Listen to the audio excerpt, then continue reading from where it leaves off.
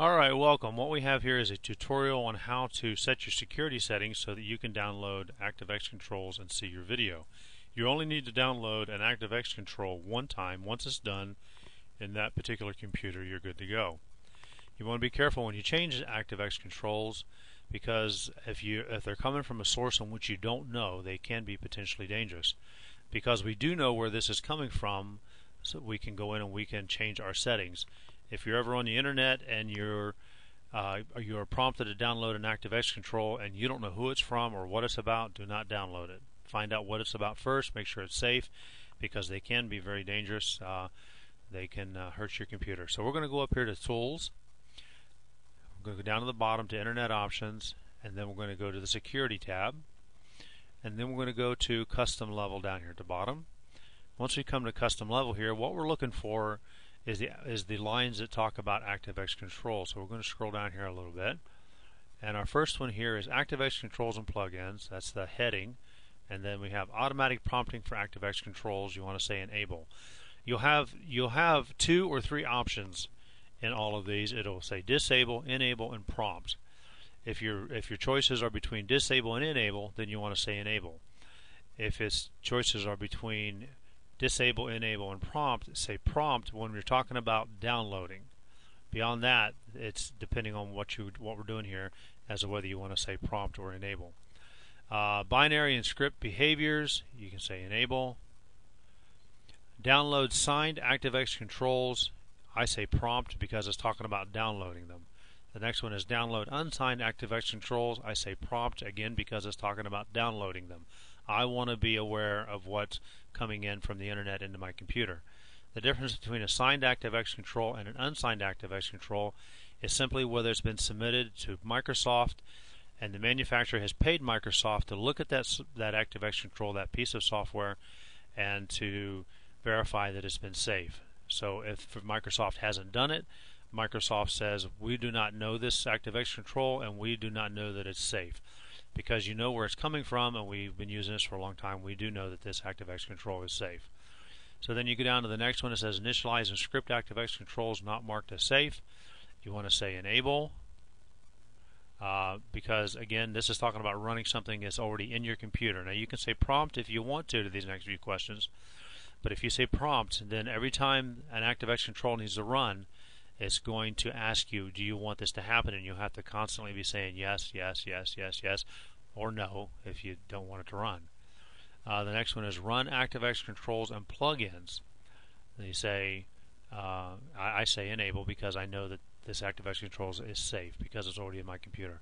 Script ActiveX controls marked safe for scripting. I say enable. And then from there on, I don't believe there's anything else in here that has anything to do with ActiveX controls.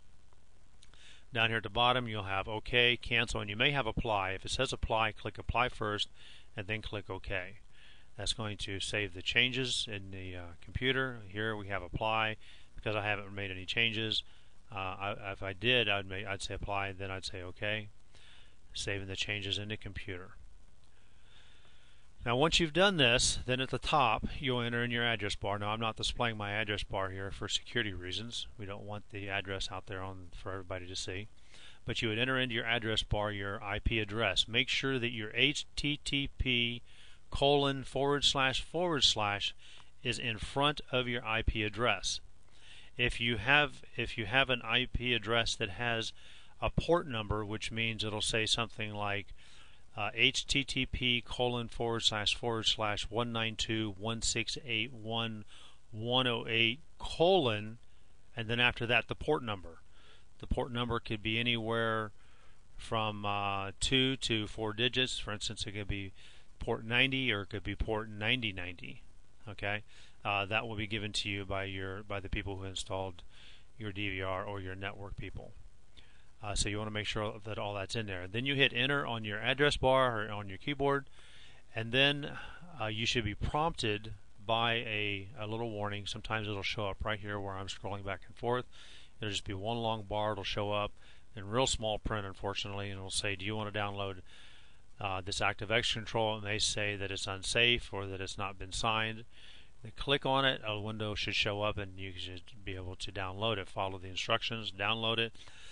Now once it's downloaded, then you should be able to go back and enter the IP address again and get to the DVR and see your DVR page like we're seeing here. Now once you have clicked to download the signed ActiveX control and you say OK, then that little window goes away. It may be 30 seconds or so before another window shows up. There's not going to be a progress bar there, so be patient. Don't think that the computer's not working or something didn't take place. It's just processing. For some reason they did not put a progress bar in there to let you know that it's working and sending over the ActiveX control so that you can install it in your computer. Once it shows up, again, just say install, follow the instructions, install it. It's very small. It only takes a few seconds to do it. Then once you do that, put your IP address in, port number if need be, and then say enter, and then you should be seeing a window similar to this with some kind of login. And simply type your username and your login password, and then say login. You can hit enter on your keyboard, or you can click the login button, and then you should be seeing your DVR. And then from there you should know what to do. So if you have any questions, give us a call. Bye-bye.